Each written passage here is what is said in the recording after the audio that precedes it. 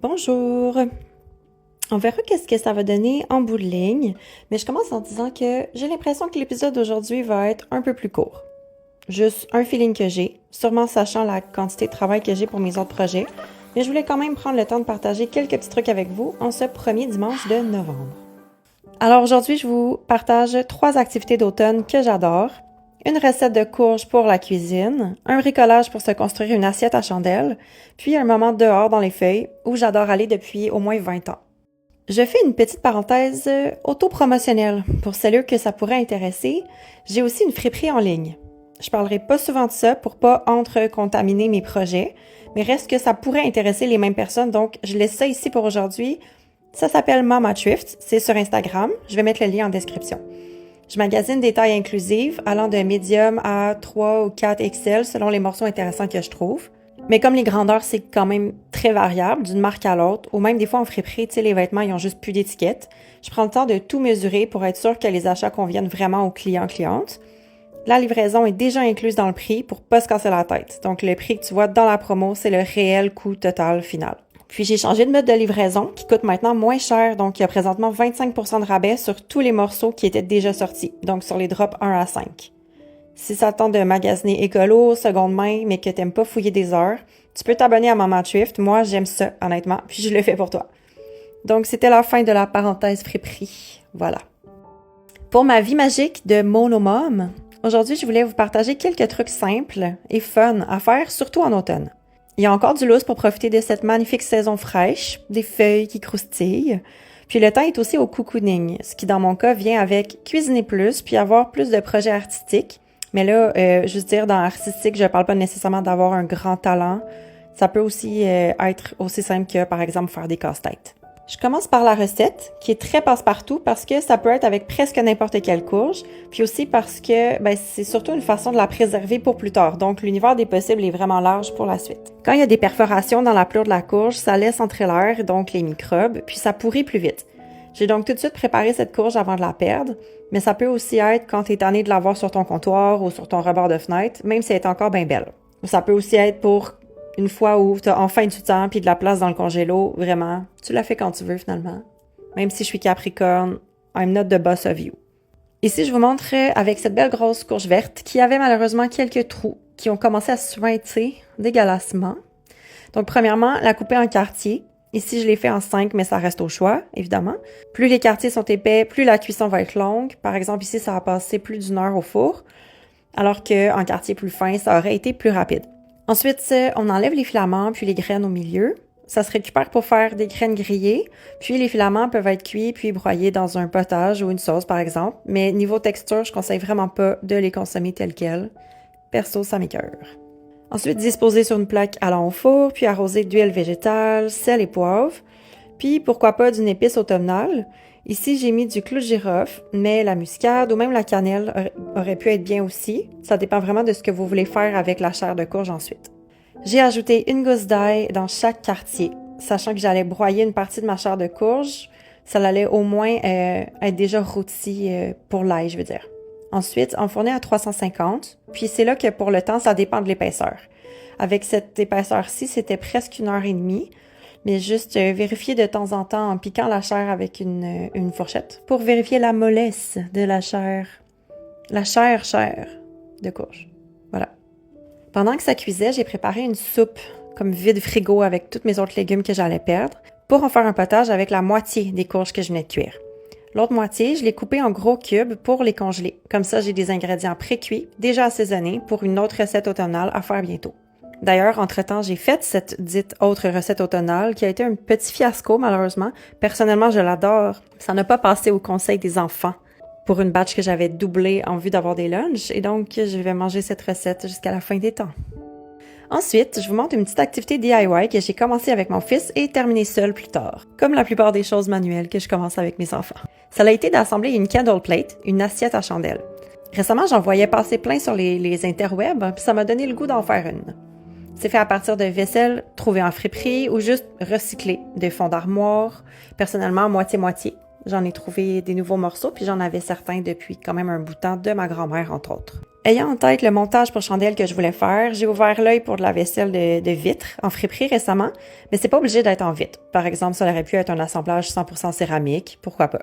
Avec un fusil à colle, on commence par fixer la vaisselle ensemble, puis honnêtement, c'est pas toujours évident avec les irrégularités des rebords. On fait juste de notre mieux, puis on recolle au besoin par la suite. Ensuite, on fixe les chandelles à différents endroits et hauteurs sur la vaisselle. Pour avoir essayé les deux, je trouve que ça tient beaucoup mieux avec de la cire fondue qu'avec la colle chaude. La vaisselle fonctionne mieux avec la colle, mais les chandelles elles-mêmes fonctionnent mieux avec la colle chaude, si c'était pas clair. J'aime mieux le look dépareillé, donc personnellement, je suis allée pour différentes formes, grosseurs, puis couleurs de chandelles et bougies, mais j'aimerais incorporer encore plus de couleurs quand celles-ci auront fondu. J'ai rajouté un petit truc pour une touche magique supplémentaire, mettre ces bâtons d'encens tête en bas dans des vases comme celui-ci pour créer un effet vraiment le fun avec la fumée. Par contre, idéalement, il faudrait que le vase soit un peu plus grand, ou du moins que l'ouverture soit plus grande, parce qu'assez rapidement, ça manque d'oxygène et l'encens s'éteint. Je termine en vous présentant un de mes endroits préférés à Montréal, le cimetière Notre-Dame-des-Neiges. Certaines membres de ma famille sont enterrés là, puis depuis la fin de l'adolescence, j'ai développé l'habitude de venir y prendre des marches, surtout l'automne. Vous devez le savoir, ben non, je suis pas religieuse, mais je suis une grande nostalgique, hypersensible, donc les lieux de mémoire, ça m'attire particulièrement, surtout quand ils sont dehors et accessoirement remplis de feuilles mortes. C'est juste magnifique. Je suis venue m'y promener avec ma fille pendant une journée pédagogique un mercredi, donc parfait pour éviter les moments d'affluence, pour être plus tranquille, mais aussi pour pas déranger les gens non plus. Je vais profiter de l'occasion pour ressortir un vieux texte, écrit il y a environ 12 ans dans un cours universitaire de flânerie montréalaise. J'étais allée m'y promener au cimetière, puis ça avait donné le texte suivant, que je vous partage sans l'avoir relu depuis le temps. Je vous dis tout de suite merci, salut, à la semaine prochaine, parce que je crois finir la vidéo directement sur la fin du texte, question de pas trop casser le mot dans le final. Puis abonnez-vous si c'est pas déjà fait, s'il vous plaît, ça m'aide grandement. Alors voilà, le texte s'intitule « Aux morts ». J'ai un petit coin sensible dans le ventre, un indicateur de manque. C'est comme être seul au jour de l'an et boire une gorgée de vin pour s'occuper pendant que tout le monde s'embrasse à minuit. C'est de cette même détresse silencieuse dont je veux parler, de ce morceau d'intérieur dont je ne prends conscience que lorsqu'il est plein de vide, parce que ceux qui l'emplissaient n'y habitent plus. Ils sont morts. Alors je viens ici. J'ai besoin de sentir mes défunts, de leur dire bonjour, vous avez l'air bien, de les remettre à leur place dans ma vie, le temps de me souvenir un peu. Gargouiller en dedans, j'ai faim d'eux, j'arrive. Dès le premier pas à l'intérieur des grilles, on entend la paix. Pas tant le silence, mais un dôme étanche qui abrite un bourdonnement de sons doux. Les arbres dégoûtent de la pluie d'hier, les écureuils courent dans les feuilles. Le vent brasse lentement les branches. Aujourd'hui, c'est écho, sans doute à cause de la brume. J'avance lentement, attentive aux sons de mes pas qui résonnent, se multiplient. Ça fait solennel, mais je n'ai pas la mine sombre, je m'amuse. Je salue mes potes au passage. Fabre, peut-être celui du métro, je ne sais pas. Les sourdes muettes enterrées modestement à côté des aveugles. Pas mal de tremblés et de gagnons aussi. Parfois une Kelly ou une Smith. Il faut aller au fond, traverser d'autres grilles, pour trouver des lits et des fangs. Et plus loin encore, pour que l'alphabet change carrément, m'empêchant de lire l'histoire des Ukrainiens disparus. Je n'avais jamais remarqué l'hommage rendu aux patriotes de 37-38 sur les devants d'une véritable tour, les noms des condamnés à mort, et sur les côtés ceux qui ont été envoyés en exil. Il y a un drôle de sentiment qui flotte dans l'air autour de cette grosse pierre, peut-être la déculpabilisation. Voilà, nous vous avons tué, mais au moins il y a votre nom sur un monument national. La politique n'est pas mon fort, peut-être que je me trompe. J'espère que je me trompe. Je me réfugie en terrain connu, chez les miens. J'enroule mes bras autour de la pierre froide, comme à chaque fois. C'est mon bonjour. Je dois être ridicule et je m'en moque. J'espère qu'il me voit et qu'il rit aussi. Grand-papa, avec sa belle moustache nette. Sylvie, sûrement en train de psychanalyser les cas problèmes d'en haut. Mon oncle Roma, qui en fait n'est pas mon oncle. Probablement celui de ma mère, je ne sais même pas. Salut groupe, je vous aime. Un peu plus loin, au milieu d'une allée plus petite, plus feuillue et plus mouillée, il y a Néligan. Le vrai, l'Émile. Je trouve toujours des fleurs fraîches quelque part à ses pieds, et une fois même j'ai vu un groupe d'étudiantes qui pique-niquaient avec lui en lisant ses poèmes. Il devait être fier. Fou et fier, sans doute. Une femme marche vers moi énergiquement, essuyant quelques larmes sur ses joues en les fouettant presque. Elle marche si vite qu'elle court. Elle se sauve, elle ne veut pas pleurer devant une gamine et son calepin. Elle ne veut pas qu'on archive sa faiblesse. Je regarde ailleurs, lui promettant ainsi que je garderai son anonymat. Quand mon frère est mort, ils l'ont brûlé. Ils l'ont mis au four comme un petit poulet, mais il n'est resté aucune cendre à chérir. C'est normal qu'ils ont dit, il était trop petit. Il n'y avait rien à enterrer ni à mettre en pot. Aujourd'hui, il ne reste aucune trace de sa presque vie. Et pourtant, je lui dis bonne fête tous les 22 octobre. À ses 18 ans, je me suis saoulée pour deux. Je n'ai pas besoin de voir son nom gravé sous une image religieuse pour me souvenir de lui.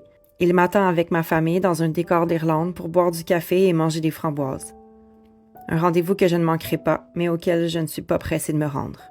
Les morts sont patients. Je me promène dans l'automne, marchant dans le milieu des allées et sur le terrain des autres, parce qu'ici j'ai le droit. Prise de conscience décevante, les classes sociales existent jusque dans la mort. Il y a des quartiers de riches et des quartiers de pauvres.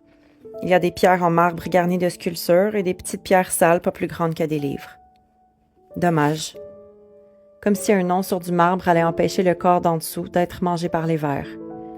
Comme si la personne décédée valait moins qu'une autre s'il n'y avait pas un fini lustré sur sa tombe. À l'entrée d'un mausolée, j'ai même vu une publicité qui offre de payer les 2 taxes si vous achetez votre niche en même temps que votre crémation. Notre-Dame-des-Neiges, beaucoup plus qu'un cimetière, point d'exclamation. C'est la chose la plus triste que j'ai vue entre ces grilles. L'absence de sons distincts, que des bruissements, des murmures qui viennent de loin.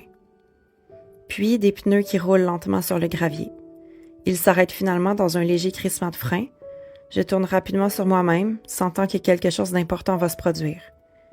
Je vois mal dans la brume, mais il faut que je trouve d'où ça vient. Enfin, la silhouette d'une voiture, puis une toute petite fille qui en sort en sautant dans les feuilles à pieds joints.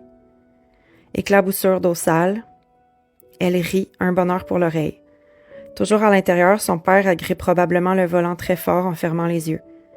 Il inspire profondément et sort à son tour. Je m'approche, discrète derrière les arbres. Il contourne la voiture, prend sa fille par la main et se met lentement à marcher. Il fait de grandes enjambées et elle trottine à côté de lui, toute belle dans son long manteau de feutre, plein de boue. Ils disparaissent au coin d'une allée où je ne les suis pas. J'ai mes morts, ils ont la leur. Je continue ma route vers le fond, vers la gauche. Un massif canon noir me rappelle qu'elle est ici, la guerre. Je suis venue une fois avec ma sœur. Ça fait bizarre de penser qu'aucun d'eux n'était malade, qu'elle a dit. Elle a doucement pleuré en balayant du regard les alignements nets des dizaines de tombes de soldats. Je traverse des grilles ouvertes et le massacre continue de s'étendre de l'autre côté. Leur hommage est une pierre unique, reproduite trop de fois en rangée parfaite. Blanche comme la paix. Je suis touchée de voir ces combattants en uniforme, toujours unis dans une même allégeance. Il vente un peu, mais les petites rafales ne font que remplacer le brouillard par plus de brouillard. Je ne me suis jamais aventurée aussi loin, je suis perdue. Et je suis bien. C'est ça, la liberté. J'avance lentement, la tête en l'air, les yeux plissés. Les branches s'entortillent étroitement à la cime des arbres et la brume bouche les trous. Pas de ciel visible d'où je me trouve. Concentrée, je regarde autour de moi ce que la mort a à dire. Il y a une petite lanterne près d'une tombe. La chandelle est allumée, quelqu'un était ici. Je croise les Swalowski, monsieur et madame, gravés dans la même pierre beige, avec des dates de naissance seulement. Un couple prévoyant. Un arbre cassé est tombé entre 2 rangées de monticules de lichen, probablement de vieux morts oubliés que la nature a repris. Droit devant, une tombe rectangulaire où il est simplement écrit 11, sans date. Je m'arrête un instant, la regarde. J'ai envie de dire « élémentaire, mon cher Watson », juste pour voir. J'inspire un grand coup et crie mon cliché. Il ne se passe rien, mais ça aurait pu. En descendant une côte, je m'approche derrière un petit homme tout fripé, visiblement très vieux. Ses pantalons sont bien repassés, avec le gros pli devant. Il marche comme un jeune enfant, incertain, toujours prêt à tomber. Je le trouve chouette, coiffé d'un béret gris à palettes. Il tient une fleur, une seule, fragile. Une petite fleur de plate-bande, rose pâle. Il la protège d'une main, adressant des regards furieux en direction des coups de vent. Je ralentis tout en changeant de côté de rue. Je ne veux pas qu'il sente l'arrogance de ma jeunesse quand je le dépasserai dans la pente abrupte sans avoir peur pour mes hanches. Je lui adresse un timide sourire lorsqu'il tourne la tête vers moi. Je remarque un nœud papillon brun, à peine visible par l'ouverture de sa veste mal boutonnée. Il délaisse la protection de sa fleur un instant, le temps de soulever sa casquette en m'adressant un léger signe de tête. Je prends rapidement un tournant à gauche, honteuse soudain d'avoir pointé mon nez dans la douleur de quelqu'un de si gentil. Je ne me retourne pas, je le laisse aller rejoindre sa fille, il n'a pas besoin de public. Pour moi, les squelettes ont quelque chose de souriant. Leurs os ne peuvent se tordre en une moue de souffrance. Je suis venue rire avec eux, avec les miens et ceux des autres. Ce qui est triste, c'est la vie qu'ils laissent derrière, c'est la femme qui courait, c'est le père qui doit élever seul sa fille. Ce n'est pas moi. En allant vers la sortie, j'aperçois 3 amis qui fument un joint autour d'une tombe. 1986 à 2009. Un des gars raconte probablement une blague puisque les 2 autres rient, mais l'éclat reste bref et sec. Ils fument pour se cacher dans une fumée encore plus dense, pour donner une excuse à leurs yeux rouges. Ils ont déposé une bouteille de Jack Daniels par terre, près de leur ami disparu. Ils en ont bu avant de la lui offrir pour engourdir quelques minutes le mal qu'ils ressentent depuis 1 an, pour dissiper l'incompréhension qui persiste encore aujourd'hui. Il est mort dans son sommeil, pour rien.